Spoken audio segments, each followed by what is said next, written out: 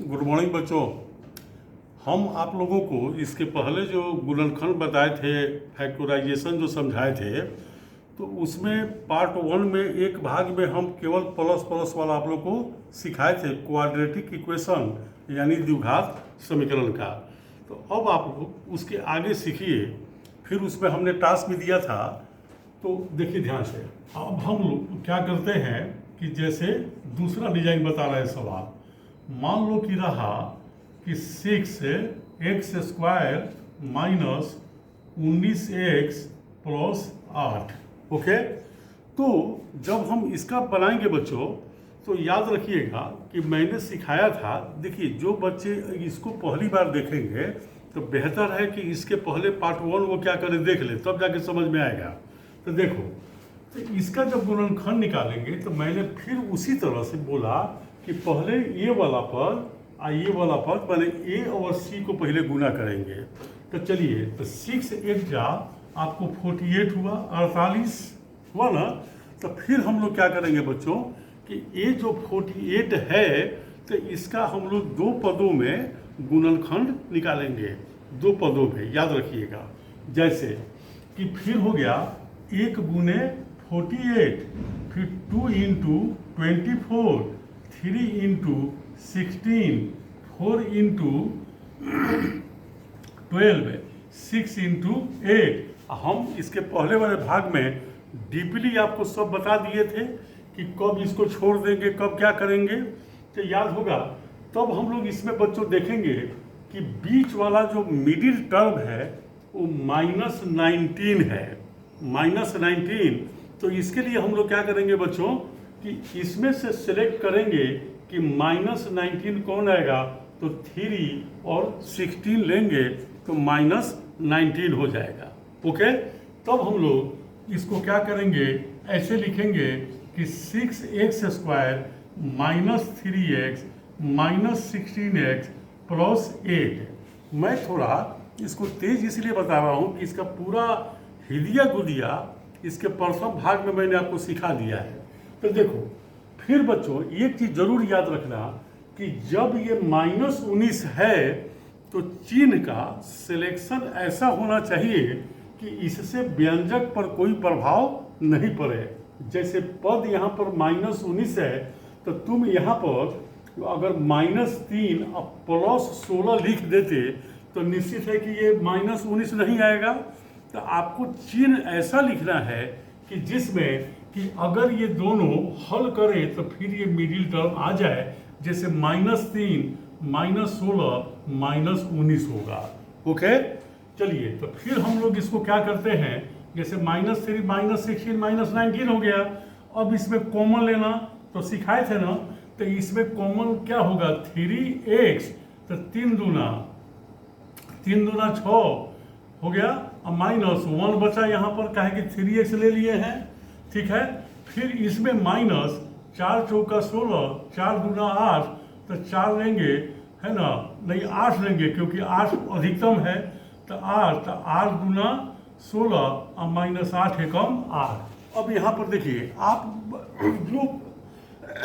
जो बच्चे कमजोर होते हैं तो जनरली वो क्या करते हैं कि अब वो ये चीन के बराबर गड़बड़ी करते हैं। तो चीन की बराबर गड़बड़ी आप कीजिएगा बच्चों। देखो, यहाँ पर माइनस तुम कॉमन ले रहा है, माइनस, तो निश्चित है कि ये प्लस क्या बन जाएगा, माइनस, क्योंकि नियम कहता है कि जब तुम इसको हल करो, जैसे माइनस माइनस क्या करोगे, प्लस करोगे। देखो, तो यहाँ पर माइनस माइनस प्लस हो जाएगा कि नहीं, तो इसीलिए माइनस कॉमन लिया गया, तो चिन्ह क्या हो गया, बदल गया। अब हम एक चीज देख रहे हैं कि दोनों में 2x - 1 और फिर 2x - 1 है। तो हम क्या किए कि 2x - 1 और 2x - 1 कॉमन ले लिए ऐसे, तो फिर यहाँ बच गया 3x और यहाँ बच गया -8। तो बोलिए हो गया, फैक्टराइजेशन हो गई, हमको दो इसके फैक्टर मिल गए।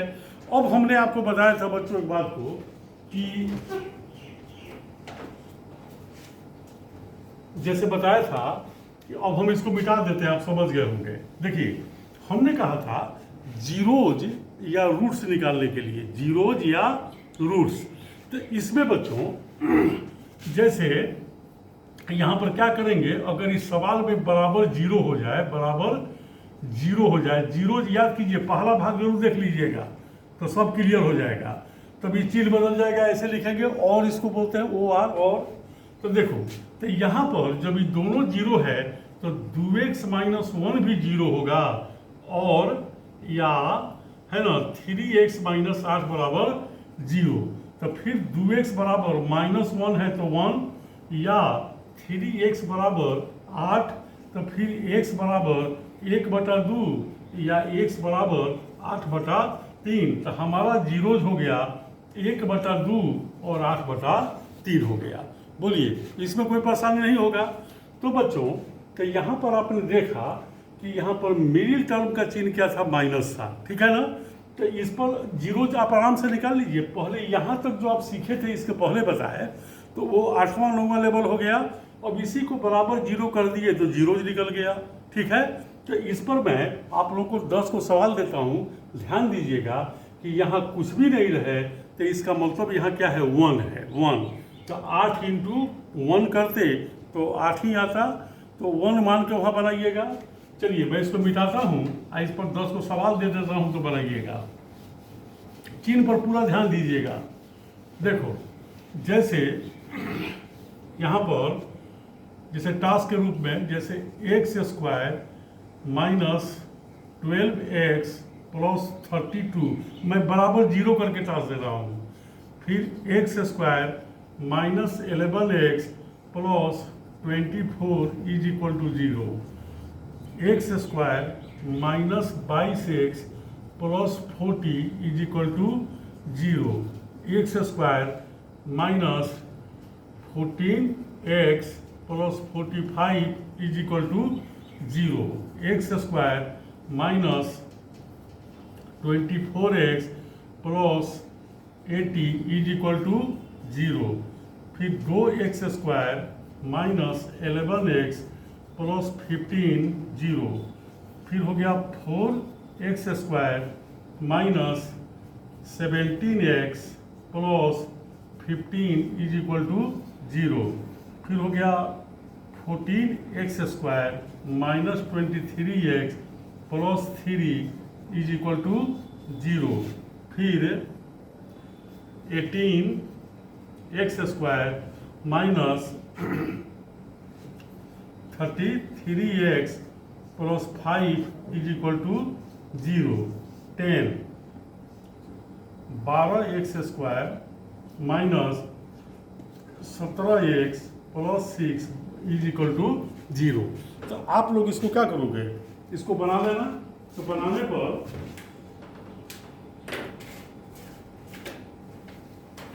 है ना, अब इसका स्क्रीनशॉट आप लोग ले लीजिए, ठीक है। तो कलम,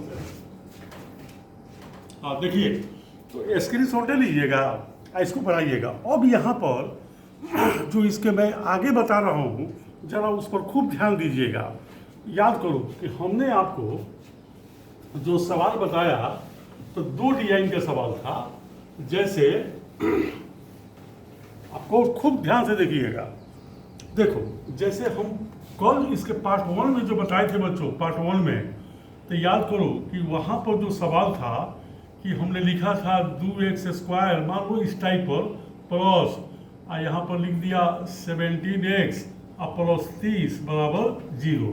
अभी जो बताया हमने, जैसे मान लो कि लिखा था 4x² माइनस 19x, अच्छा है, मान लो मैंने लिखा 6x² plus 8 is equal to 0। तो देखो यहाँ पर बच्चे जो है क्यों कंफ्यूज करते हैं। आप यहाँ पर देखे थे कि यहाँ दोनों में चिन्ह क्या है, प्लस है, ओके। आपने देखा ना कि दोनों में चिन्ह क्या है, प्लस है, ओके। यहाँ पर देख रहे हो कि मिडिल टर्म जो है सो माइनस है, लेकिन अब यहाँ पर बच्चों ध्यान देना, दोनों स्थितियों में तुम याद करो कि a का पद और c का पद तुमने गुना किया, यहाँ कुछ नहीं रहा तो तुमने 1 समझा। लेकिन अगर ये बच्चों, जैसे मान लो कि अगर इधर माइनस रहे तो क्या हो सकता है, तो आप लोगों को इस पर ध्यान देना ज़्यादा जरूरी है। और इसी को खूब बढ़िया से आप लोग क्या कीजिए, सीखिएगा। जैसे देखो, मान लो कि यहाँ पर हमें सवाल दिया गया, जैसे मान लो 4x² है ना माइनस प्लस 9x माइनस 9 दिया है। ओके, अब फिर यहाँ पर एक मैं सवाल लिख रहा हूँ, जैसे दिया 21x² है ना माइनस 2x माइनस 3 यहाँ पर मैंने लिखा। तो देखो, अब यहाँ पर एक चीज याद रखना, बच्चे क्यों गड़बड़ा जाते हैं। यहाँ जो अचर पद है जिसको हम बोलते हैं ना कि नॉन वेरिएबल, सी वाला पद, तो यदि ये दोनों प्लस है, देखो यहाँ प्लस प्लस है, तब तुम समझना कि मिडिल टर्म जोड़ने पर आना चाहिए। और यदि यहाँ अंतिम पद यानी माइनस है, यहाँ माने सी वाला पद अचर पद या माइनस है, तो बुझना कि जो है मिडिल टर्म है ना, है मिडिल टर्म, तो ये घटाने पर आना चाहिए। तो ये कोई लिखित नियम नहीं है, इसको ऐसे समझने के लिए क्या किया गया, बताया गया। लेकिन चिन्ह का सिलेक्शन पर आपको पूरा ध्यान देना है। जैसे अब यहाँ पर पहले याद है ना कि यहाँ पर नहीं कुछ रहता तो हम 1 लेते, तो यहाँ पर हम क्या करेंगे कि पहले 9 में 4 से पहले गुना करेंगे, तो क्या आएगा 36 आएगा। ओके, तो 36 आया बच्चों। तो अब हम लोग 36 का, जैसे यहाँ 36 आया, तो इसका हम लोग निकालेंगे गुणनखंड। तो 1 गुने 36, 2 इंटू 18, फिर 3 इंटू 12, 4 इंटू 9, 5 से नहीं होगा, 6 इंटू 6 होगा। पहले ये काम कर दिए। फिर उसके बाद इस सवाल को देखिए, तो 21 में 3 से, तो 21 3 जा क्या होगा 63। तो पहले हम लोग 63 का निकाले, तो 1 इंटू 63 है ना, 2 से नहीं लगेगा, तो फिर 3 इंटू 21, 4 से नहीं लगेगा 63 में, 5 से भी नहीं लगेगा, 6 से भी नहीं, 7 से नहीं, 8 से 7 से लगेगा, तो 7 क्या हो जाएगा 9, ठीक है। उसके बाद 8 से नहीं लगेगा, उसके बाद फिर ये उलटने लगेगा, तो हम इसको क्या करेंगे, छोड़ देंगे। देखिए फिर से सुन लीजिए, यहाँ पर आप देखे हैं कि प्लस प्लस का चिन्ह था, देखे। फिर यहाँ पर आपने क्या देखा कि अंतिम चिन्ह यहाँ माइनस है, यहाँ पर माइनस है। मैं अंतिम चिन्ह का मतलब ये समझा रहा हूँ कि सी का पद पार्ट 1 में हमने सब बताया है, आप वहाँ पर देखिएगा। तो माइनस है, तो निश्चित है कि ये मिडिल टर्म जो है बच्चों, ये घटाने पर आना चाहिए। यानी इसमें से हमको ऐसे 2 पदों का चुनाव करना है, मतलब वैसे पद लेने हैं कि घटाएं तो 9 वाले। तो जैसे देखो, तो यहाँ पर 3 गुने यहाँ पर 12, तो 12 में से 3 गया, 9 आया कि नहीं आया। ओके, यदि यहाँ 5 होता तो हम 4 गुने 9 लेते कि 9 में से 4 गया तो 5 होगा। तो दिमाग में सेट कर लीजिए कि अंतिम यहाँ प्लस है तो मिडिल टर्म जोड़ने पर आना चाहिए, अंतिम माइनस है तो घटाने पर आना चाहिए, तो दोनों में घटाने पर आएगा। ओके, तो यहाँ पर जैसे हम अब लेंगे 3 12, तो देखो यहाँ पर 3 है और यहाँ 12, तो बच्चों इसमें चिन्ह का सेटिंग ऐसा करना है कि इससे पद पर कोई प्रभाव क्या हो, नहीं पड़े। तो इसके लिए हम लोग क्या करेंगे बच्चों कि +9 तब ना आएगा जब भाई बड़ा वाला का चिन्ह प्लस होगा, छोटा वाला का माइनस होगा। देखो गौर से, तब ना +12 -3 यहाँ पर +9 होगा। अब यही तुम अगर प्लस लिख दो और फिर माइनस लिख दो, तो फिर बैठ के घंटी बजाते रहो कि मेरा तो गलत हो गया, ये हो गया, नहीं आया। तो यही सब ना मिस्टेक करते हो।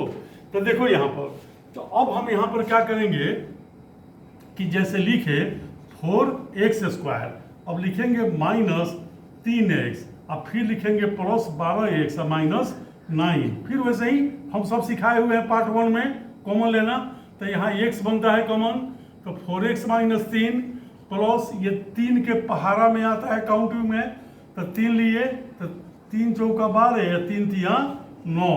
तो फिर दोनों में 4x - 3 है तो इसको ले लिए, और फिर यहाँ पर x + 3 बच गया। ओके, अब यही थोड़ा सा आगे बढ़ जाइए, आप जीरोज निकाल लीजिए, जीरोज या रूट्स। तो बराबर ये जीरो होता, ये भी बराबर जीरो मैंने ऐसे होता, तो बोलिए तो ये चिन्ह और का हो जाता। तब हम लिखते कि 4x माइनस 3 बराबर जीरो या x प्लस 3 बराबर जीरो। तो फिर लिखते 4x बराबर 3 या x बराबर माइनस 3। तो x का मान 3/4 या x बराबर माइनस 3। तो हमारा जीरोज हो गया 3/4 और -3 हो गया। ओके, तो बच्चों इसी तरह से फिर हम लोग इसमें देखेंगे कि यहाँ पर 2 आना चाहिए, 2। तो 2 तब आएगा जब देखो तो 9 में से 7 जाएगा तो 2 आएगा। तो यानी हमको इस सवाल को बनाने में इससे मतलब है, इससे तो। लेकिन अब 7 है और फिर 9 है, तो ध्यान दीजिए यहाँ पर -2 है। तो बच्चों तुम जानते ही हो कि माइनस तब आएगा कि जब यहाँ पर ये बड़ा वाला माइनस हो जाए, छोटा वाला प्लस। देखो तो -9 प्लस 7 को हल करेंगे तो -2 आएगा। तो इसीलिए अब हम इसको ऐसे लिखेंगे, है ना, कि 21x²। अब हम इसको -2 नहीं लिखेंगे क्योंकि हम जो पढ़ रहे हैं तो मिडिल टर्म स्प्लिटिंग मेथड ही है, तो 2 भागों में इसको बांटना है। तो यहाँ पर +7x और -9x और -3 हो गया। फिर ये कॉमन लेंगे तो कॉमन वन सब हम सिखा दिए हैं। तो 7x लेंगे तो यहाँ 3x + 1 बचा, माइनस इसमें 3 लेंगे तो यहाँ भी 3x और +1। आपको बोले हैं ना कि माइनस सब कॉमन लिया जाता है, तो यहाँ जो चिन्ह रहेगा बदल जाएगा। तो फिर यहाँ दोनों में 3x + 1 है और फिर 7x - 3 हो गया। तो ये हो गया 8वां क्लास, 9 क्लास। अब इसी को यदि बराबर जीरो दे दिया जाए शून्यक निकालने के लिए या जीरोज निकालने के लिए, तो यहाँ पर बड़ी आराम से अब ये दोनों का गुणनफल जीरो है, तो इसका मतलब कि 3x + 1 बराबर भी जीरो है या 7x - 3 बराबर भी जीरो है। तो 3x बराबर +1 जाके -1 या 7x बराबर 3। ओके, तो फिर x बराबर -1/3 या x बराबर 3/7।